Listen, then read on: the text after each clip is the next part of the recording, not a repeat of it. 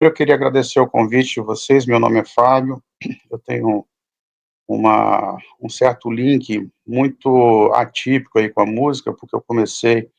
a ouvir a música um tanto quanto tardiamente na minha vida, foi praticamente aos 48 anos, e mais ou menos uma linha de tendência para não deixar meu filho ser tão ignorante musical quanto eu fui na minha adolescência e na minha infância. Questões realmente de dedicação e prioridades que não fizeram parte da minha vida. Mas nessa linha é que eu resolvi aceitar o convite aí de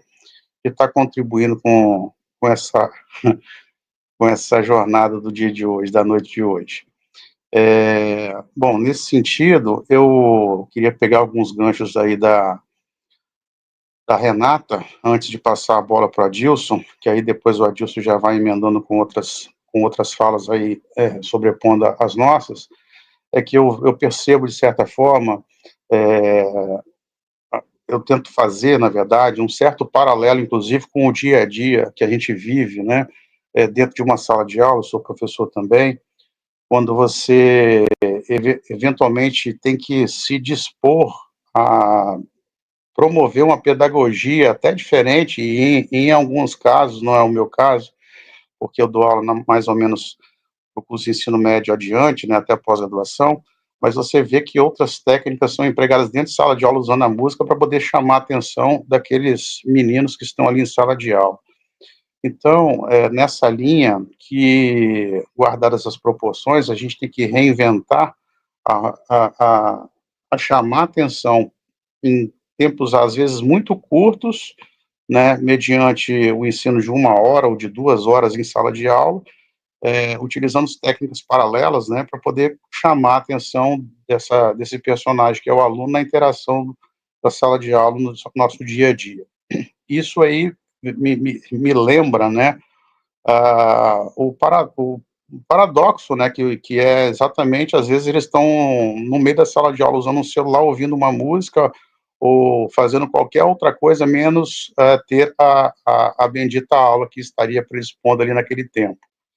Então, assim, a importância que eu vejo disso é justamente esse o chamar a atenção, né, de certa forma, da do quanto se prioriza a música versus o quanto se deixa de fazer o nosso cotidiano acontecer em função disso. Eu falei com a Renata mais cedo, estava brincando que eu ia falar um pouco sobre essa questão de defender o carnaval, no sentido da dualidade que a gente vive, né, de tanto sofrimento, de tantas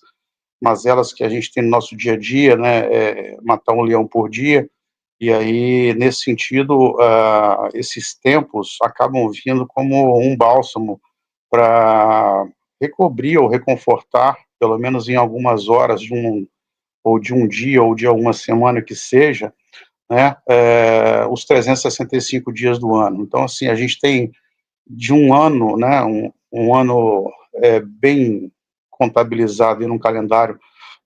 normal. Se a gente contar nos dedos, a gente tem muito poucos dias que se revigora, né, na forma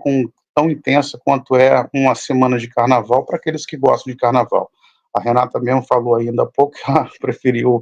um certo exílio e se recompôs. No meu caso também, acabei ficando um pouco mais descansando, porque eu estou com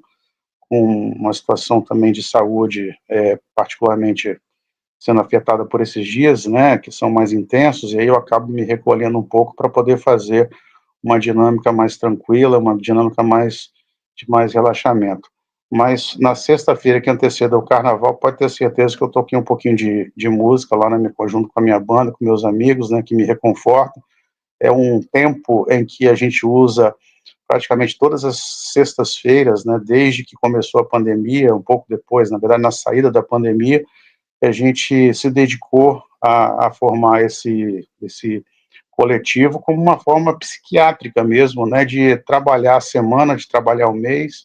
a gente se reencontrar e nesse reencontro fazer com que as coisas aconteçam de forma positiva, pelo menos naquelas horas da semana, num paralelo que seria o carnaval para o ano.